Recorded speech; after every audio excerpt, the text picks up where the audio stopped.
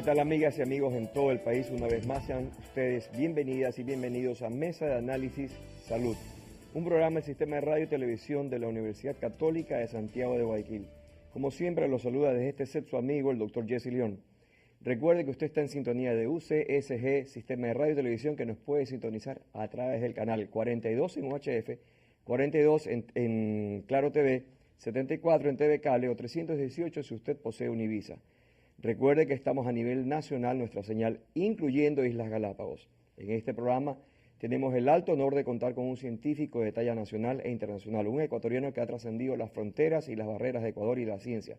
Me refiero a un experto en fertilidad, ginecobstetra de mucho prestigio, el doctor Pedro Valdivieso, con quien le damos el más cordial saludo. Muchas gracias, doctor Valdivieso. Sea usted bienvenido a este programa. Muchas gracias, doctor León. Ha sido un placer venir y a compartir los avances de la medicina reproductiva de nuestro medio con la comunidad. Perfecto. Profesor, para nosotros es motivo de mucha alegría porque hemos intentado en algunas ocasiones tratar de tenerlo aquí en el set, pero ha sido difícil. Usted está dando conferencias, está en cursos, lo que sea. Así que muchísimas gracias, muy reconocido. Profesor, primero que nada, un especialista en fertilidad y reproducción, ¿cuál es el proceso o cuáles son los pasos? Porque aquí usted sabe, hay muchísima gente que lo está viendo, pero también dentro de ese grupo de personas hay estudiantes de medicina o hay aspirantes a médicos que quieren saber algo más de su especialización. ¿Podría contarnos cuáles son los pasos? Primero me graduó de colegio. Después del colegio, ¿qué debo hacer, profesor? Graduarse de médico. Graduarse de médico. Graduarse de médico. Luego, si va a quedarse en Ecuador, hacer la medicatura rural. Perfecto. Luego postular a una residencia de especialización, o en el país o fuera de él. En este caso yo hice mi especialidad en ginecología y obstetricia en la Universidad de Chile durante 3 años. Qué bien, profesor.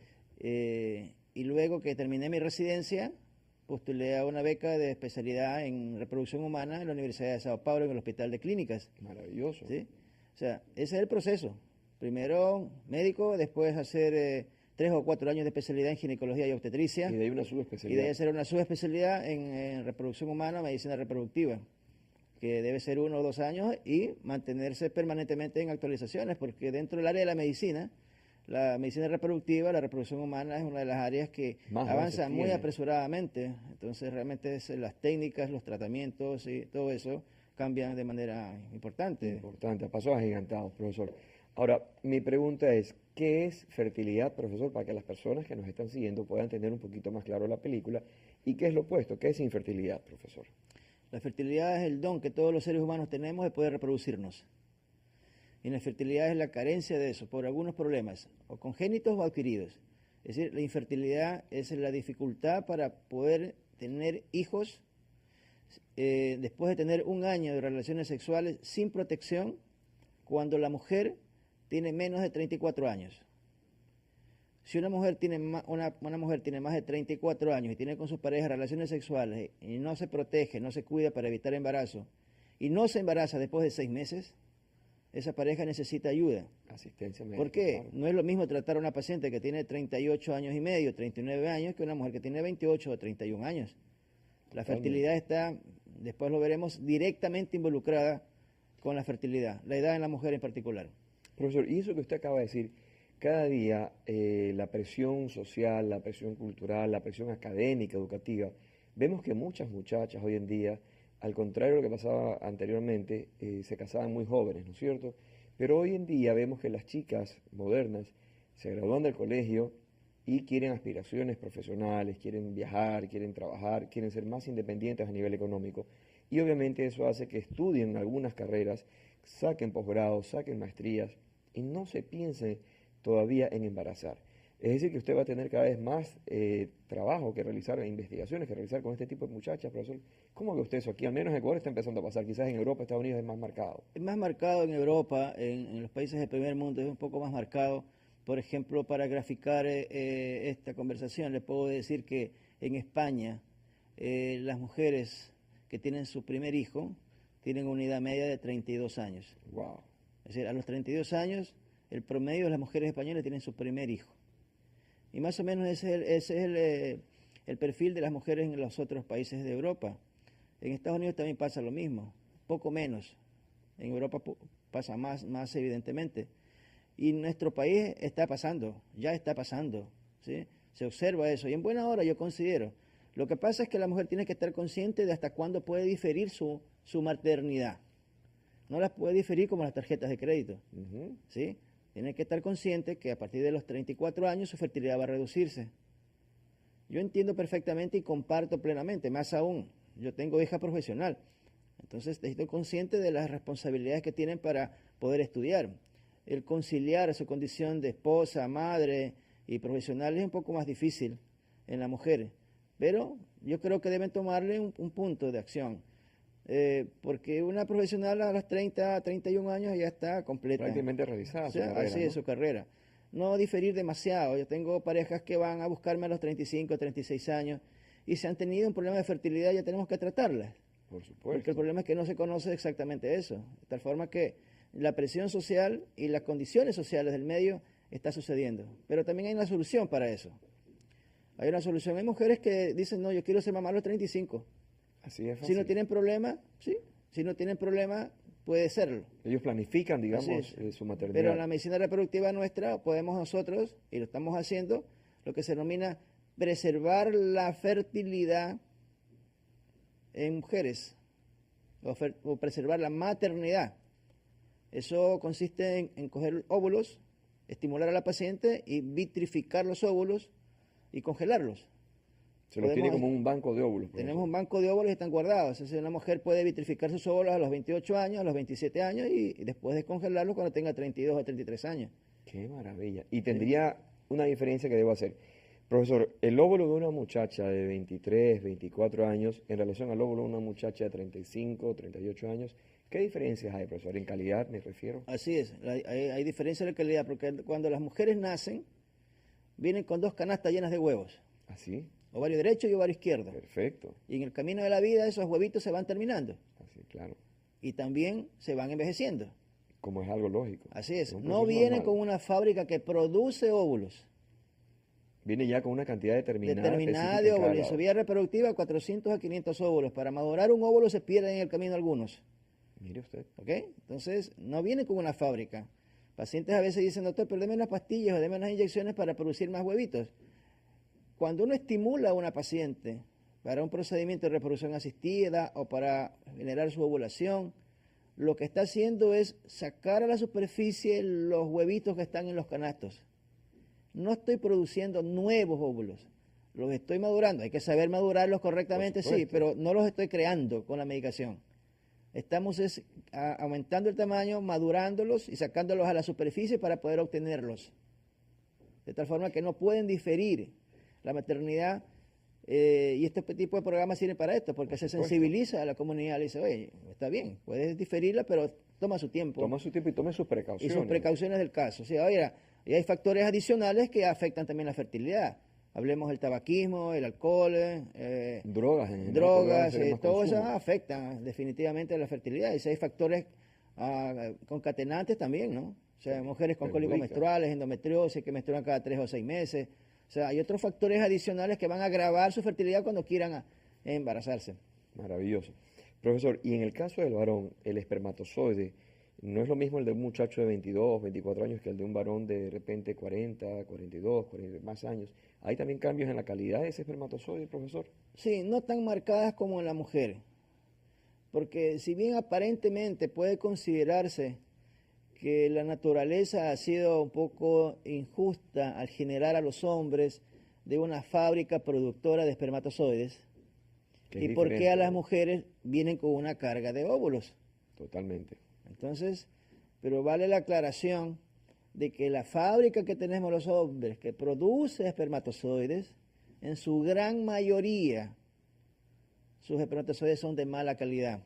Ah, caramba. Aproximadamente del 5 al 7% de espermatozoides que los hombres producimos son de buena calidad. Son óptimos, son los mejores. De tal manera que si nuestros testículos fueran una fábrica que produciría botellas, el 93% de las botellas no serían sirven. aceptadas, serían rechazadas, digamos, por consiguiente sería una fábrica que hubiera quebrado. Así es. ¿Ok? Qué buena imagen. De tal manera que no es una ventaja. Más aún, yo creo que a la naturaleza le ha dado más ventajas a la mujer. Porque le da óvulos de más calidad. De mi punto de vista reproductivo, yo considero que las mujeres están en un nivel superior a los hombres. De largo, ¿no? ¿Sí? porque son las mujeres las que permiten que el óvulo, que el espermatozoide penetre el óvulo. Así. Son las que escogitan, este va a entrar. La mujer es la que pone realmente la diferencia, es la que A escoge. mi juicio considero Así que es, sí. totalmente de Pese a acuerdo. que algunos hombres se incomodan, pero yo pienso que No, es yo así. creo que eso es machismo, profesor. Así nos jalemos los cabellos, ya debe quedar en el siglo pasado La- y no debe venir Las a mujeres tienen profesor. una estructura Muy biofísica, fuerte, muy fuerte. psicológica muy especial. Sí, sí, están Sí. preparadas En de los largo, hombres, no son claro, palos. en las mujeres también afectan, definitivamente, en los hombres afectan la edad, pero no tan marcadamente, no tan marcadamente, pero sí, se considera que los hombres después de los 40, 45 años, su fertilidad disminuye, pero no disminuye tanto como para hacerlo infértil. Ujú. O Es sea que decir, un no hombre es antes tanto. tenía a los 30 años, a los 25 años tenía 60 millones de espermatozoides por centímetro cúbico, siendo lo mínimo normal alrededor de 20 millones. Ok, llega a los 30, a los 40 años, en vez de tener 60, tiene 30. Pero Pero con esos sigue 30 estando en la puede normal, funcionar. Así es. sigue en la normalidad. El hombre necesita alrededor de 20 millones por centímetro cúbico para poder embarazar. Fabuloso. De tal forma que no existe una diferencia tan sustantiva. También se habla actualmente, y con mucha aprobación de la comunidad, es que el óvulo joven, ¿ya?, mejora o selecciona mejor los Caramba. espermatozoides. De más alta Por eso calidad. usted ve, por ejemplo, en el campo mujeres de 25 años casadas con hombres de 70 años, de 65 Y años. no hay ningún problema. Y no hay ningún problema. Y los niños salen bien. O sea, Claro que la sí. fertilidad está más vinculada con la edad en la mujer. Y los defectos congénitos también más relacionados con la calidad del óvulo. Profesor, usted me acaba de dar una pregunta que, bueno, yo soy del campo, soy montubio. Y allá en el campo a nosotros nos decían que mientras más añosa es una mujer que embaraza por primera vez o que vuelve a embarazar en general, tiene más probabilidades de tener niños con dificultades en el parto o complicaciones de nacimiento congénitas. Es eso, ¿verdad, profesor? Sí, Es un sí, parte sí. del crecimiento del pensar popular. No, sí, eso tiene toda la razón, eso es válido. O sea, mientras más se acerca la paciente a los 40, tienes más chance de concebir niños con anomalías congénitas, si bien no es una relación absolutamente regla marcada, exacta. no es marcada, existe un ligero incremento de la probabilidad, pero sí existe un incremento mayor de abortos. Ah, Porque caramba. la sabiduría de la naturaleza es tan grande Perfecto. que la selección natural de las especies se produce. La mayoría de los seres humanos somos normales. Se considera para que haya un ser vivo, una mujer tiene que haber tenido 7 a 9 microabortos. ¿En serio, profesor? Sí, que ni siquiera se enteró. No se dieron cuenta jamás. Porque la mujer se le atrasó 3 días y no se hizo ninguna prueba de embarazo, porque ya cuando se le iba a hacer, pues menstruó. Mire usted, profesor. Entonces, ni siquiera se enteró de que la paciente había tenido un microaborto. La selección natural de las especies Es alta. hacen que el aborto forme parte de nuestra especie.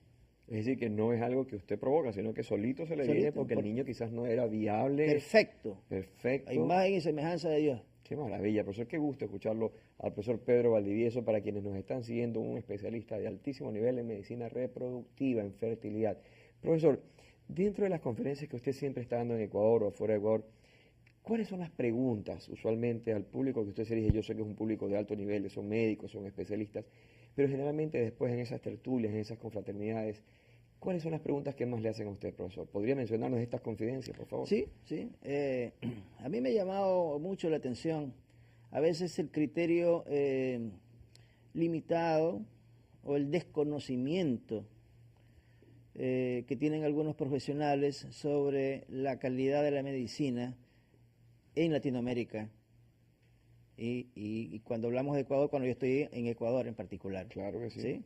Piensan que porque estamos en el tercer mundo, en procesos de desarrollo, Debemos seguir pensando como tercer mundo. y tenemos una calidad de medicina muy paupérrima.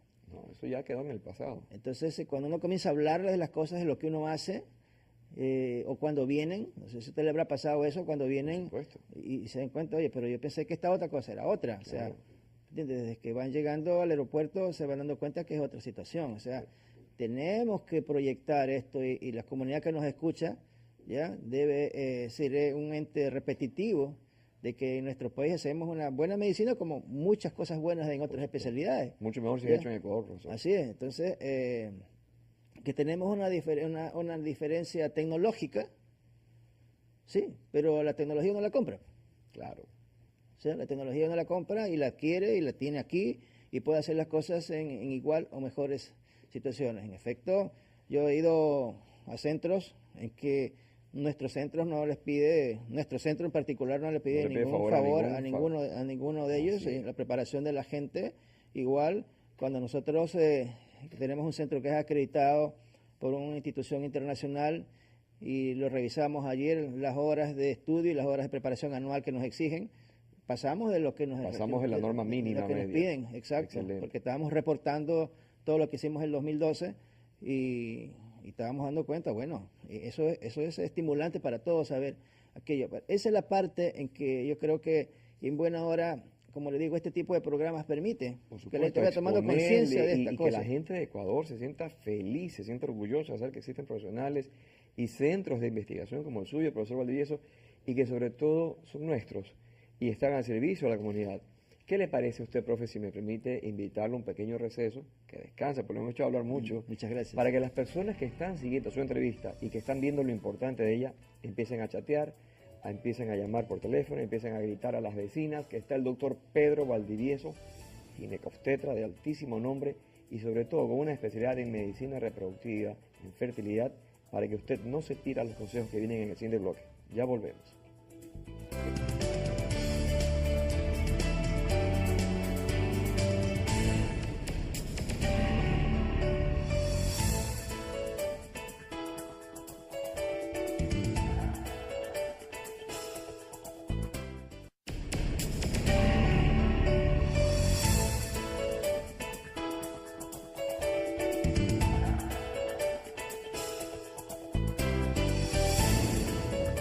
Muchísimas gracias por permitirnos continuar en sintonía en sus hogares, en sus lugares de trabajo, de diversión, con la señal de UCSG, Radio y Televisión de la Universidad Católica de Santiago de Guayaquil. Continuamos o retomamos la entrevista con el profesor Pedro Valdivieso, especialista en fertilidad y reproducción humana.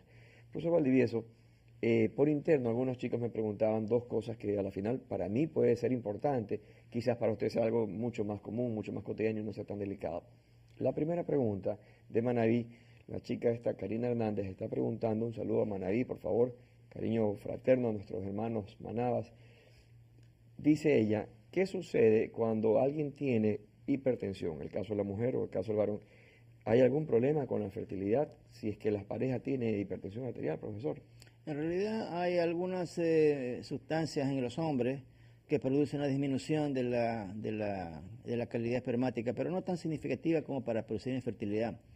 El problema mayor se presenta en las mujeres que tienen hipertensión, porque un embarazo puede agravar la hipertensión por el incremento de los estrógenos. Aumenta la presión arterial. Claro, aumenta la presión arterial en la embarazada y eso puede generar partos inmaduros, una serie de cosas. Básicamente es eso. Nosotros cuando hacemos tratamientos de reproducción en pacientes hipertensas, conversamos con el cardiólogo. Ustedes siempre tienen que estar en contacto con un equipo multidisciplinario. Claro, hablamos con el cardiólogo porque nos envían una autorización que está la paciente controlada, que se puede embarazar, que la señora irá periódicamente a la consulta, tiene que ir igual. Es un control. Mejor del ginecólogo y también del cardiólogo. Igual de control. Y ahí no pasa nada. Cuando las pacientes no van donde el cardiólogo es cuando después de 2 meses vienen y lo complica, se le tuvo una crisis hipertensiva y las cosas cambian. Así que hay que tener mucho tino eso porque el objetivo no solamente es ayudar a embarazar a la pareja, sino que tengan su bebé en los brazos. Perfecto. Hablando de Manaví, tenemos un saludo que enviar a don Wilson Macías, un buen amigo que nos está escribiendo y siempre nos está llamando a hacer preguntas de Manaví. Hay otra pregunta que nos hacen aquí, profesor. Nuestro sonidista Darwin nos pregunta, ¿qué sucede cuando una muchacha tiene de repente un día nomás de flujo menstrual y tiene mucho cólico, mucha molestia? ¿Eso afecta en la menstruación, la calidad de la fertilidad de la mujer o no, profesor? En realidad no, si ese cólico menstrual es permanente, es decir, un dolor pélvico crónico, es una paciente tributaria de hacerle una laparoscopía, porque puede tener una endometriosis pélvica y ahí sí afecta la fertilidad. Para las personas que no saben, ¿qué es una endometriosis, profesor? Es la presencia del tejido que la mujer genera dentro de su útero y que cuando menstrua, cuando le toca la menstruación, se desprende del útero. En otras palabras, hablando desde el punto de vista filosófico, decía un profesor sueco que la menstruación es el llanto de un útero desilusionado. Caramba, qué profunda esa reflexión, profesor, sí, muy bueno. Porque cuando la mujer no menstrua, puede estar embarazada. Claro. ¿Ya? Porque ese es el entorno, ese es el nido que se forma para que el embrión se pegue. Y cuando no hay embarazo, se descama y se vuelve a producir para prepararse para recibirlo nuevamente. Increíble. Así Profesor, una pregunta. Como yo le dije, soy del campo, soy de allá de Bahoyo para adentro. Y hay una pregunta. Yo me acuerdo que en una ocasión a alguien le escuchábamos decir que esta muchacha X se había sometido a interrupciones de embarazos, había sometido abortos a su cuerpo. 3, 4, 5 abortos. Eso, por si acaso, deja cicatrices en el interior del útero que posteriormente impedirían el embarazo, ¿o no es real eso? Sí, sí, sí. O sea, la causa más frecuente de infertilidad en mujeres son las lesiones tubáricas generadas mayoritariamente por abortos. Por abortos. O provocados o espontáneos cuando hacen un legrado, porque un legrado, por muy delicado que sea, es generar con una cureta, raspar las paredes del útero. Y van a formar cicatrices. Se pueden producir adherencias, puede ser fibrosis, pueden poner lesiones en las trompas, se genera un proceso inflamatorio porque el útero está conectado directamente con las trompas. Las trompas salen del útero, ahí se comienzan a formar. Y si se inflama, se congestiona el útero por un legrado, por una injuria, se lesionan las trompas o se obstruyen las trompas o se tapa el inicio de las trompas. O sea, el legrado es realmente, independientemente de quién lo haga, puede generar procesos inflamatorios. Por eso es que tratar en lo posible los embarazos, en los abortos espontáneos, en lo posible, evitar hacer legrado. Que el curso natural de la... Que el curso natural, porque el aborto está presente desde el inicio de la humanidad. Así es. Y después de la década del 50 hay más abortos en el mundo. Qué pena, ¿no? ¿Sí? Tremendo. Espontáneos. Espontáneos. Sí. Ahora, profesor, dentro de su investigación, dentro de su conocimiento, en su práctica, ¿cuáles son las causas más comunes de infertilidad en parejas ecuatorianas, profesor? Como le dije, en la primera causa de factor, en las mujeres, el factor tubárico, lesión y obstrucción de las trompas. Luego viene la endometriosis y luego vienen los ovarios poliquísticos en mujeres. ¿Qué cosa, profesor? Y también vienen, en último paso, que es muy importante, es la edad. También la edad. La edad está son 4 formando, factores básicos. la edad está formando un factor muy importante en la pareja.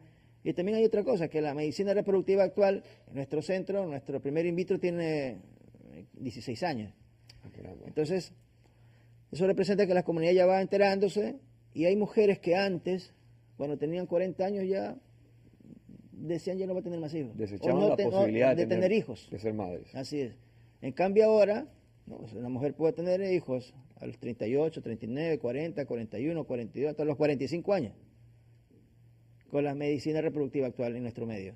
Qué bien, profesor. Entonces eso nos permite que la gente vaya solucionando sus problemas de infertilidad, Qué bonito que escuchar antes, esto, no, profesor. que antes no podían solucionarlo. Por supuesto. Eso en las mujeres. En el hombre, antes, el hombre que tenía 3 millones de espermatozoides, no podía pensar en ser padre. solo podía pensar en la posibilidad de hacer una inseminación intrauterina con semen del banco de semen. No tenía opción. El hombre que tenía 3 hijos y se divorció, pero se había hecho la vasectomía, ya no podía tener más hijos. En cambio, actualmente, nosotros hacemos la microinyección espermática desde hace 11 años, Qué maravilla. hace 10 años exactamente, hacemos eso. Un hombre que tiene 5 millones, 7 millones, 10 millones de espermatozoides, 1 millón, ahora se hace la microinyección. Es decir, se coge un espermatozoide y se lo inyecta directamente en cada óvulo, Qué belleza, lo que profesor. nos permite realizar que ese hombre tenga la opción de poder embarazarse. Se le da la mujer. alternativa, la posibilidad. O sea, ya no es que se le dice no del Así es. 100%. O sea, ya Así hay es. una puerta que se le abre a la esperanza. Así es, esa es una realidad en nuestro medio, en Guayaquil, lo hacemos ya hace algunos años, de manera que en el hombre las causas más frecuentes son la infertilidad por parotiditis urliana, ¿ya? Que en otras palabras es las paperas, Las paperas. las son- paperas que a son veces fuertes en descienden a los nosotros. testículos y eso inflaman, enfermedades de transmisión sexual permanentes también generan eso, el cigarrillo, Ah, caramba. Entonces, el a los alcohol fumadores quedarse de largo. y el sobrepeso. Ah, caramba. Bajar de peso, chicos. A ponerse a hacer También es- ejercicio y dieta, profesor. así es, Por eso usted se disminuye. mantiene muy en forma, profe, todo el tiempo. El 40% de las causas de infertilidad son masculinas. El 40%, o sea, a ver, cuando yo era muchacho escuchaba que siempre le echaban la culpa, entre comillas, A la de mujer. la infertilidad a la mujer. Sí. Y obviamente era estigmatizada, era mal vista, era distanciada del marco familiar. Y ahora pues también el hombre lleva su parte, carga Sí. parte de la cruz. Claro, el problema está que hablamos nosotros de infertilidad conyugal, independiente de quién sea, porque el problema es de la pareja. Pero el 40% es de factor femenino, el 40% es factor masculino y el 20% es mixto. Caramba. Nosotros ya cada vez vemos menos, pero todavía vemos ciertos rezagos del machismo en la consulta. Parejas que decían, el marido me decía, doctor, bueno, no podemos tener hijos, pero comience con ella haciéndole todos los exámenes, al final me hace el mío. No puedo creerle que todavía existe eso en Ecuador, profesor. O sea, hay mucho machismo Muy aquí. poco todavía. Ya hay Por lo menos. menos en la consulta ya hay menos, ya hay más sensibilidad a esa situación. Qué bien, profesor. Cada vez veo más las parejas que van a mi consulta. Van juntos, ¿no? Hace algunos 10, 15 años veía es a la mujer ir a mi consulta. Y ahora van ahora va la ambos. pareja con problemas reproductivos a la Qué bueno, consulta. profesor. Entonces, eso es una ventaja porque el hombre está cada vez más consciente y cuando lo sentamos allí y le explicamos las cosas y le hacemos un estudio de semen, que tenemos unas áreas en nuestras dos oficinas, investigación tenemos de una semen área, masculino. claro, tenemos unas salas de masturbación especiales ahí con ayudas audiovisuales, emite una muestra y después de 1 hora y media tenemos el resultado y le explico, mira, tienes estos problemas, en realidad.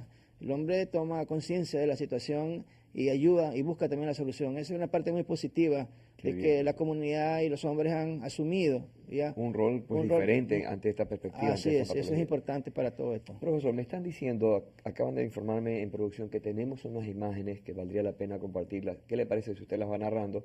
Yo voy a pedir a mis amigas, a mis amigos que nos están siguiendo, que pongan mucha atención a las imágenes que presenta el profesor Pedro Valdivieso, especialista en fertilidad, y vamos a empezar a mencionarlas. Vamos, por favor, con las imágenes.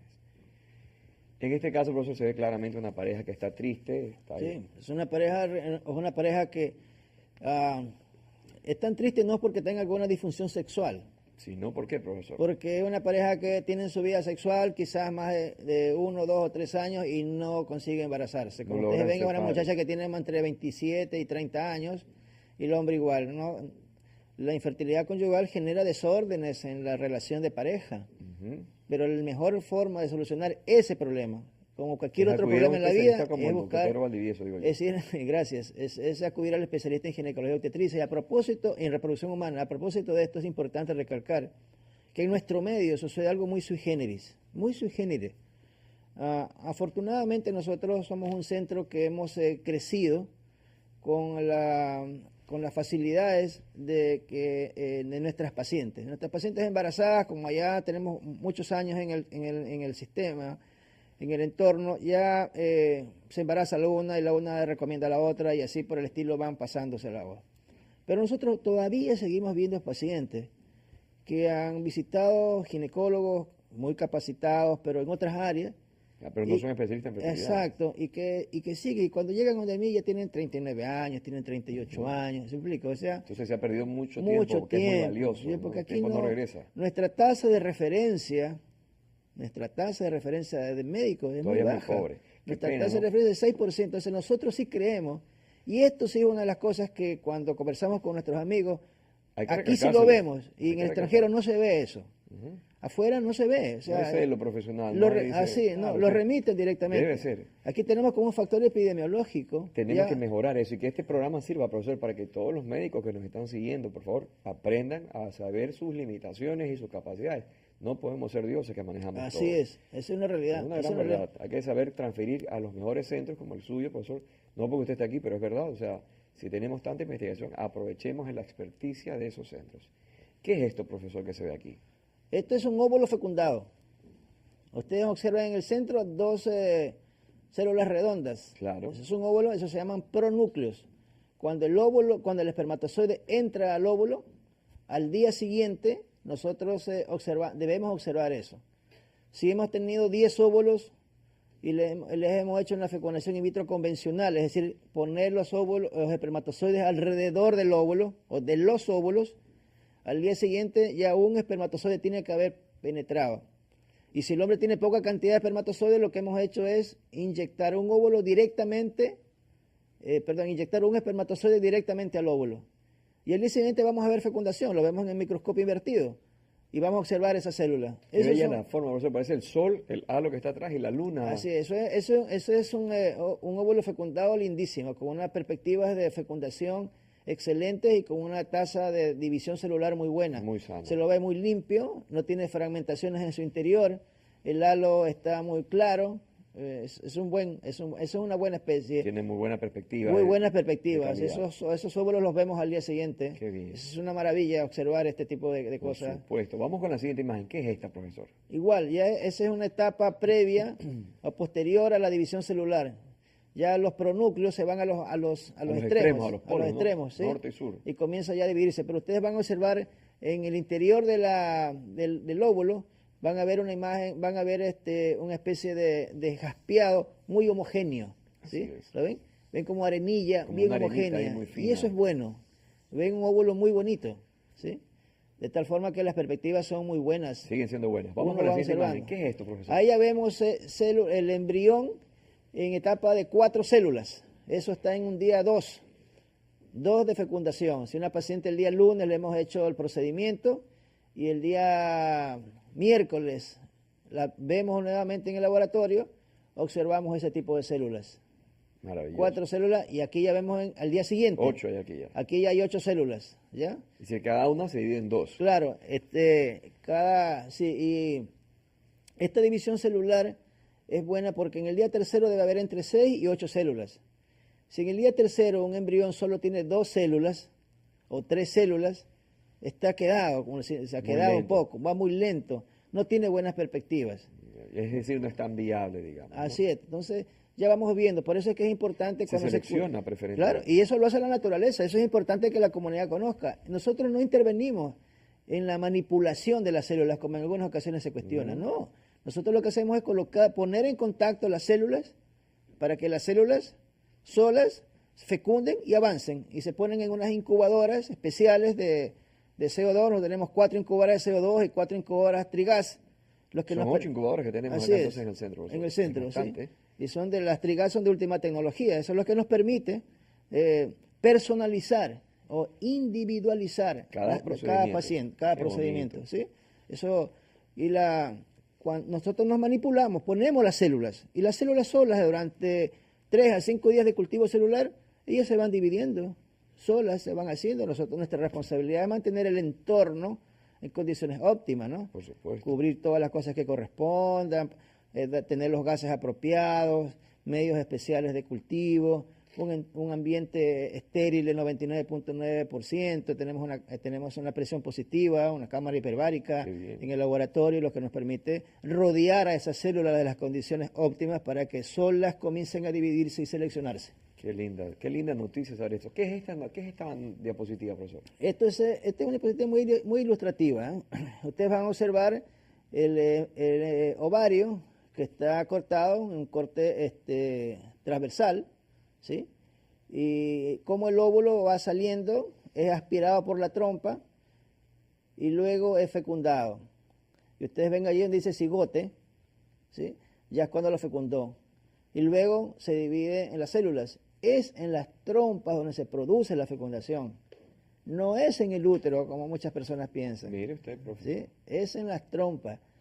Más o menos en el tercio medio, en la unión entre el tercio distal y el tercio medio, se comienza a producir la fecundación.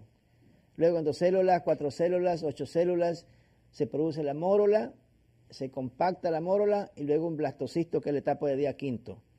Nosotros estamos cultivando ya hace algunos años embriones hasta la etapa de blastocisto. Qué maravilla, ¿Ya? profesor. Porque al quinto día de haberse fecundado un óvulo es que desciende al útero, se pega en el útero Se y se implantó produce el apropiadamente. embarazo, ¿sí? Ahí se implanta.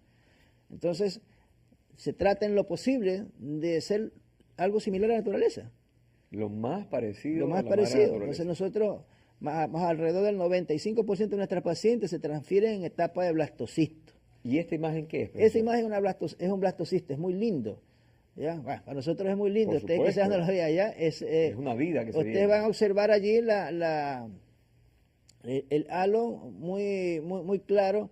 Observan una imagen sin fragmentos, sin basuritas en el interior. Van a observar también una masa celular interna que está polarizada y el trofoblasto que está rodeando el embrión.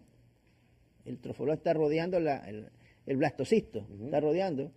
Eso ya es etapa de quinto día de blastocisto. En esta etapa nosotros transferimos habitualmente 2 embriones. ¿Y Esta imagen que se la ve un poco deforme, en realidad la traje con la intención de observar que los blastocistos, cuando una pareja tiene más de 2, hablemos de 3 o 4 blastocistos, no le va a poner 3 o 4 blastocistos, le transferimos solamente 2 embriones. Suficiente, y los 2 restantes se los podemos criopreservar. Ah, caramba, se los puede tener como reserva. Se los vitrificamos como reserva, pero para ser transferidos. O sea, estarían listos cuando Claro, porque si la paciente la paciente se embaraza y tiene embriones guardados, después de 1 año y medio o 2 años, la preparamos a la paciente de manera más sencilla, con una inyección, le damos unas pastillitas, la preparamos, descongelamos y transferimos. Qué bonito escuchar ¿Sí? eso, profesor. Y eso que observaban en esa imagen ahora se hace una técnica que se llama vitrificación. Vitrificar es utilizar una sustancia y una técnica parecida al vidrio. Qué bien, qué bien. Que al colocarse encima del blastocisto, protege de la temperatura. Y luego ese blastocisto se lo coloca en nitrógeno líquido a menos 196 grados. Fabuloso. Esto me parece, profesor, que estuviéramos hablando de técnicas espaciales, de la NASA, de ciencia ficción, pero lo estamos haciendo en Ecuador, en un centro de investigación de fertilidad, que es el doctor Pedro Valdivieso. Profesor, ¿qué le parece si le doy un receso? Porque lo he hecho hablar mucho otra vez. Muchas gracias. Y ustedes, amigas, no se pierdan el siguiente bloque de este fabuloso reportaje que estamos haciendo con el profesor Valdivieso, porque vienen unos videos que estoy seguro les van a aclarar muchísimas dudas. No nos cambie, ya regresamos.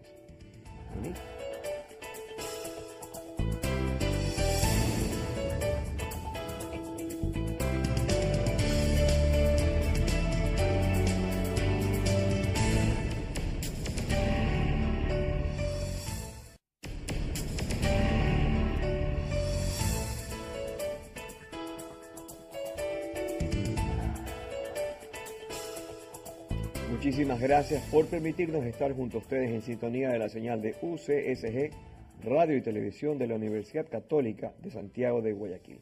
Retomamos esta fabulosa entrevista con un profesor muy querido por todos nosotros, me refiero al doctor Pedro Valdivieso, especialista en ginecobstetricia con su especialidad en fertilidad en reproducción humana.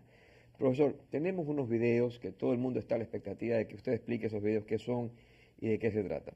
Vamos a entrar de lleno en los videos porque ahí tenemos muchísimas más preguntas con las cuales esperamos compartir con su conocimiento. Por favor, vamos, producción, con los videos. ¿Qué es esto, profesor? Estos son espermatozoides, lo que acaban de ver. Y ahí está una imagen tridimensional de lo que es el útero. Aquí se hace una inseminación. Previamente se capacita en los espermatozoides, se los concentra y se los coloca en el interior del útero. Esta es una inseminación intrauterina. Y en la trompa, los espermatozoides atacan al óvulo y un óvulo es fecundado, como ustedes observan allí. Esa es una inseminación intrauterina. Es un proceso de baja complejidad. No es tan difícil. No es tan difícil, pero hay que saberlo hacer. Hay que saberlo hacer. Tiene ciertas condicionantes. Por ejemplo, hacer una inseminación intrauterina a una paciente de 39, 41 años es ofrecerle una tasa de embarazo de alrededor de menos del 10%. Porque no se va a trabajar con las células en el laboratorio. No se las va a poner en contacto. Se va a concentrar los espermatozoides, colocarlos en el útero. El esposo, la pareja, lo está haciendo colocando el semen en la vagina. Usted da un paso más adelante. Lo que yo voy a hacer es colocar unos 2 o 3 centímetros más adelante. En realidad, la ayuda que va a tener esa paciente... Es que pasó la barrera del cuello uterino. Del cuello, y pues sin nada más. De tal forma que la mujer debe tener por lo menos una trompa permeable y sana. Previamente investigado para poder decidir este método. Así es, previamente se le investiga mediante una histerosalpingografía, que igual es un procedimiento que las pacientes les tienen un temor bárbaro porque les genera mucho dolor. Pero nosotros desde muchísimos años, nosotros mismos hacemos la histerosalpingografía, es decir, bajamos al departamento de imágenes. Y ustedes realizan el proceso. Nosotros hacemos el procedimiento y entonces la paciente está más familiarizada, conoce a su ginecólogo. Y sabe que aparte de eso, el hecho de que usted sea tan detallista, que sea un proceso tan personalizado, que imaginemos que yo soy su paciente, voy con usted de la mano, me siento más tranquila, porque como dice usted, voy con mi ginecólogo, con mi especialista en fertilidad, me siento en un ambiente extraño, pero con alguien amigo, una persona que me da confianza, que Así conoce es. mi caso. Eso es buenísimo, profesor. Y la manipulación de poner el espéculo, que estamos más familiarizados con eso, la paciente se siente más tranquila y lo Claro, hay hacemos. más Generalmente no tranquilidad. duelen nuestros procedimientos. Profesor, tenemos otra imagen, Sí. otro video. ¿Podemos verlo y Sí, usted sí. nos lo explica, por favor? Bueno. Vamos, producción. Ahora, Tenemos al doctor ¿qué que va a hacer? dar la explicación del tema. ¿Qué hacer cuando ¿Qué es esto de recuperación ovocitaria, profesor? eso le puede poner una pausa un ratito allí? Pon un stop ahí un ratito, chicos. ¿Qué es eso? Perfecto. ¿Qué es esa sonda, profesor? Cuando nosotros necesitamos hacer una fecundación in vitro, por ejemplo, cuando una paciente tiene las trompas obstruidas o la paciente está ligada y se volvió a casar. Ujú. Tenemos quiere que ser hacer- madre nuevamente claro, con su y nuevo queremos esposo. hacer una fecundación in vitro, o queremos hacer también una fecundación in vitro con ICSI. ICSI quiere decir la microinyección de espermatozoides. Entonces, ¿qué hacer? Hay que darle medicación inyectable a la mujer. Se pone alrededor entre unas 8 a 10 inyecciones debajo del ombligo con una aguja de medio centímetro. O sea, no es doloroso y con unos volúmenes muy pequeños, Casi imperceptible. casi imperceptible, como una picadita de mosco, digo yo. Entonces, eso con la idea de que los ovarios produzcan mayor número de óvulos, porque normalmente una mujer produce un óvulo por mes, No es más. no es más, a veces dos, Mire usted, profesor. ¿sí? Pero normalmente produce uno. Pero para hacer una fecundación in vitro o un ICSI necesitamos tener más óvulos. ¿Y cómo hacemos para tener más óvulos? Se le da una medicación para hiperestimular de manera controlada sus ovarios. Es decir, en vez de que produzca uno al mes, Pueda producir 4, 5 o 6 o 7 por cada ovario, por cada mes. ¿sí? Qué maravilla. Por cada ovario. Entonces, cuando ya esos huevitos han llegado a un tamaño apropiado, hay que retirarlos. Y ahí viene el video que lo puede correr. Vamos a continuar con el video porque eso me pareció Ya. fabuloso. Y aquí, profesor, Y aquí entonces lo llevamos al quirófano, se la seda con medicación endovenosa y luego se introduce un sistema de aspiración que ustedes van a observar cómo se aspira el líquido y ahí va el óvulo.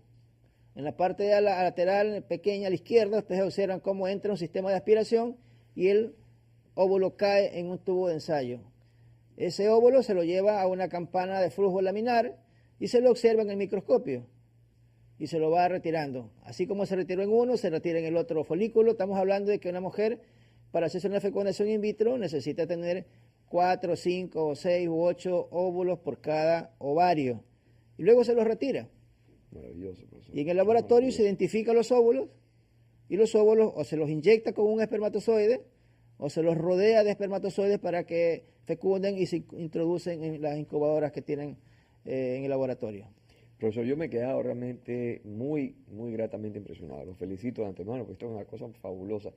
Pero aquí tenemos preguntas. Usted sabe que aquí hay muchas chicas, hay muchos chicos muy jóvenes que están interesados en conocer más el tema. Me pregunta un compañero de Control Master acá de producción, me dice, Jesse, preguntémosle al profesor si es posible que uno escucha tantas cosas en las noticias o en ciencia ficción. ¿Ya es posible, profesor, escoger el sexo del niño que van a hacer, que se va a conseguir? ¿Hay posibilidad de hacer eso? Hay dos maneras de hacerlo. La una, que es luego de que tenemos ya el embrión en etapa de blastocisto, como lo hemos visto en el embrión de día quinto, hacer una biopsia del embrión para ver qué cariotipo, Qué maravilla. los cromosomas, ¿sí? Entonces, si el cromosoma X y el cromosoma Y, y ahí vamos a ver si tiene hombre o mujer, ¿sí? Si el paciente quiere hombre, entonces se transfieren los embriones de cromosoma Masculinos. masculino. Y nosotros no hacemos eso por una cuestión ético-moral. Así es. Porque si una pareja me dice, doctor, nosotros queremos que nos transfiera embriones varones, perfecto. ¿Y qué me hago con las mujeres? Nosotros no desechamos No podemos embriones. desechar embriones, No claro. desechamos embriones. Entonces hay una técnica previa, que es selección de sexo, en los espermatozoides que vamos a usar. Qué maravilla. A ver, ¿qué es eso, profesor? ¿Ya? Por favor, instrúyame un poquito que estoy completamente anonadado. Entonces, en el semen eyaculado se lo prepara con medios de cultivo, se lo centrifuga, se lo lava, se lo centrifuga, perfecto. Los espermatozoides que tienen el cromosoma Y Carga son más masculina. pesados, la carga Ah, masculina, caramba. son más pesados. Entonces, en el tubo de ensayo, ¿sí? que es cónico, al ser más pesado, los espermatozoides con el cromosoma Y, carga masculina, se van al fondo. Y los espermatozoides que tienen la carga XX, que son más livianos, se van arriba. A la superficie. Entonces, si usted desea tener hijos con varones, aspiramos los espermatozoides del fondo. ¿Sí? Y si quiere mujer, aspiramos los espermatozoides de arriba. Allí fabuloso. Eso sí puede hacer. No manipulo fabuloso. Nada. Estoy cogiendo lo que la naturaleza me da. Fabuloso, profesor. Técnicamente se puede hacer y lo hacemos. Y eso no va a contravenir ningún concepto religioso, ni criterios éticos morales, ni naturaleza. Otra pregunta acá de la productora de Nancy me está diciendo: Jesse, yo quisiera tener un hijo rubio, azules, atleta, alto, guapo, así como usted me dice. ¿Qué se hace ahí, profesor? No hacemos bebé a la carta. No hacemos, estás escuchando, Nancy, no se pueden tener niños a la carta. Sea, podemos hacerlo, pero no es recomendable. Es decir, no es recomendable porque si bien la idea es mejorar las condiciones físico atléticas, podemos decir, está bien, pero si hablemos de una persona por capricho, quiere tener un hijo anglosajón, o una paciente mestiza, quiere tener un niño chinito, de raza negra, o un chinito, ¿ya? Entonces no tiene razón eso. No en otras culturas la hacen. Pero nosotros pero en nuestro centro nos tratamos de, claro, mejorar las condiciones, sí, pero no que sean tan diametrales. Es decir, que mira, doctor, yo quiero un niño de ojos verdes, que sea rubio, que sea esto, que sea... Y sucede que la paciente es una mestiza. No hay cómo conseguirlo. Claro, porque aparte de eso, o sea, tenemos un banco de semen de más de 10 años con características, con muestras de semen de todas las características étnicas, de la gran mayoría. Pero usted imagínese una criatura que nace de una mujer que tiene 1,60 m, es mestiza, y nace un niño rubio, ojos verdes. Y el padre es igual que ella, es mestizo. Va a haber problemas. ¿Ese niño va a tener problemas de adaptación? Por supuesto. Los padres a veces pueden pensar en su satisfacción. Pero no en la tranquilidad mental y emocional de ese bebé. Así es, si nosotros equilibramos las cosas, nos esforzamos por traer a una criatura, ayudar a traer una criatura al mundo para que viva feliz en un entorno familiar. Profesor, vamos a tocar un tema que es muy sensible. Años atrás, cuando estábamos en el apogeo del Tercer Reich, con Adolf Hitler y sus investigadores, se hablaba mucho del predominio de la raza aria, del pueblo teutón y otras cosas más que obviamente son cuestiones muy de discusión a nivel ético, moral, filosófico. Obviamente es importante recabar algo que ellos hacían, que es buscar perfeccionar su gente, teniendo gente muy alta, aria, características atléticas fabulosas. Ellos querían tener los mejores atletas del mundo. ¿Eso se podrá hacer algún día, profesor? Ayudar a la madre naturaleza en la selección natural de la especie. Porque mire lo que es de difícil. Cuando fueron las Olimpiadas de Berlín, eso se vino al traste, porque vino un campeón como Jesse Owens, un atleta negro de raza, un afrodescendiente. El tipo les batió el récord en los 100 metros planos. Y entonces como que eso les dejó un vacío inmenso a la gente teutónica. ¿Qué se puede hacer al respecto? ¿Es verdad esa investigación, profesor? ¿O es puro mito de lo que se ha escuchado hasta ahora? No, yo considero que eso va a ser muy difícil modificar. Quizás a la época, que después de unos años estaremos hablando, Dios quiera, de otros tópicos de la medicina reproductiva. Pero es importante establecer que las autoridades mundiales, de la Organización Mundial de la Salud, de instituciones internacionales que aglutinan a los médicos en reproducción y todo eso, realmente la clonación con fines reproductivos está prohibida. Está vedada. Está vedada. La clonación con fines curativos es lo que se está trabajando. Está permitido. Eso sí, claro. O sea, de hecho se están haciendo de inicio algunas cosas con células madre y una serie de cuestiones. En eso estamos. Pero llegar a conseguir eso no, porque hay una cosa muy trascendente también. El ser humano no es un conjunto solamente biológico y muscular, ¿sí? Dentro de esa biología también tiene su parte cerebral. Usted puede ver, si usted evalúa la vida y la infancia de Einstein, ¿ya? Usted puede decir cómo es que este hombre pudo llegar a ser todo, pero si antes de ir a Estados Unidos, ya él estaba trabajando en lo mismo. Muchas investigaciones ¿ya? tiene este hombre. ¿Entiendes? Claro. Entonces, en realidad, yo creo que los avances de la humanidad van a estar sustentados en el avance educativo, Por supuesto. ¿ya? En el desarrollo cerebral desde el inicio de la concepción, en la protección de la mujer y del feto y los derechos del feto, ¿ya? Para mantener unas condiciones óptimas de desarrollo intraútero, y después que nace un bebé óptimo y saludable, rodearlo de las condiciones propicias para que esa persona, para que esa criatura crezca y desarrolle todas sus habilidades. Usted es padre, yo soy padre. Y si nos volcamos a lo que ha pasado cuando tenían 3 o 4 o 5 años, cómo esas criaturas pueden aprender tantas cosas. ¿Ya? Ir a la natación, ir al arte, estudiar, jugar y andar en las cuestiones electrónicas. Pero si esa misma criatura usted no le da esas oportunidades, no las desarrolla. No las desarrolla. Totalmente de acuerdo, profesor. Sí, de manera que conseguir condiciones óptimas físicas, no. Aparte de eso, yo no creo que la naturaleza ni la ciencia, no creo que vaya a distraer mucho tiempo en eso. Porque hombres muscularmente atléticos los tenemos en África también. Claro. ¿Ya? Usted ve hombres, ahora vemos futbolistas perfectos. O si no, pongámonos el caso de Messi. Es un muchacho como de mi Sí, estatura, por supuesto. que recibió hormona de crecimiento Así y todo es. lo demás. Y es un virtuoso. No necesita tener una fortaleza física, Claro. cuando la mente puede realmente manejar al cuerpo. Profesor, una pregunta. Yo sé que es un tema muy delicado lo que le voy a tocar. ¿Usted ha tenido algún tipo digamos, de deserción? ¿Ha tenido algún tipo de conversación intensa con un sacerdote de la iglesia? Usted sabe que en Ecuador hay mucho catolicismo, la gente es cristiana, católica, romana, y hay muchos, digamos, extremos, ¿no es cierto? Tanto los que promueven el control de la natalidad como los que no lo permiten. En el caso suyo, profesor, han ido a su oficina, a su consulta, a su centro de investigación, pacientes de diferentes religiones, me imagino. ¿Y qué le dicen en el aspecto religioso, filosófico, en cuanto al que hecho que usted haga una labor tan bonita, tan hermosa, tan delicada? Lo felicitan, le agradecen. Me imagino que todas las religiones del mundo le han de agradecer a usted, porque usted ayuda a crear un sueño, a concretar un sueño. Así es.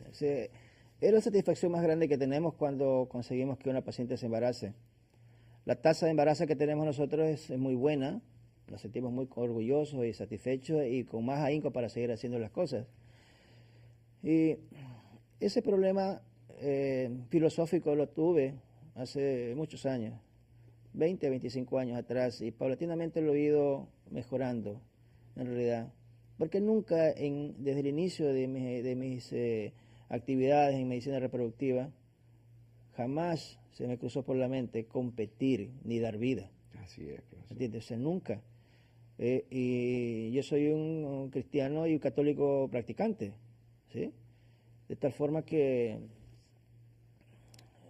nunca he concebido el que yo puedo manipular la vida. Fabuloso. El concepto de en qué momento se inicia la vida es un concepto dado por los hombres. Nada más. ¿Sí? E inclusive algunas religiones consideran que la vida está presente a partir de las 25 semanas. Otros, como los anglicanos, creo que alrededor de las 12 o 13 semanas. Pero acá directamente desde que se topan. Aquí sale de que se unen, pero nosotros que generemos vida, yo no creo eso. Hay que manejar las células con respeto, porque estamos manejando la esencia y la profundidad del ser humano, que es su derecho a reproducirse, y para eso estamos, para ayudar en nuestra unidad de fertilidad en el Hospital Ciber. Chéverísimo, profesor, muchísimas gracias. Lamentablemente, profesor, el enemigo de toda investigación es el tiempo. Acá el enemigo de nosotros, en la televisión, en la radio, es también el tiempo. Pero no queremos cerrar este programa sin antes hacerle un profundo y sincero agradecimiento a usted, profesor Valdivieso, y a su grupo de trabajo, a sus investigaciones. Un abrazo a Pedro Chico, a su esposa y a Pamelita. Le mandamos un beso, un abrazo desde Ecuador. Ella está estudiando en el extranjero. Profesor, una vez más, agradecido en nombre de la comunidad nacional e internacional que va a ver este programa, esperando que haya sido de su total y completo agrado, para que nos sigan refiriendo, nos sigan recomendando. Les enviamos un fuerte abrazo de todo corazón. Si el gran arquitecto del universo así lo permite, nos veremos en una próxima emisión. Nos vemos.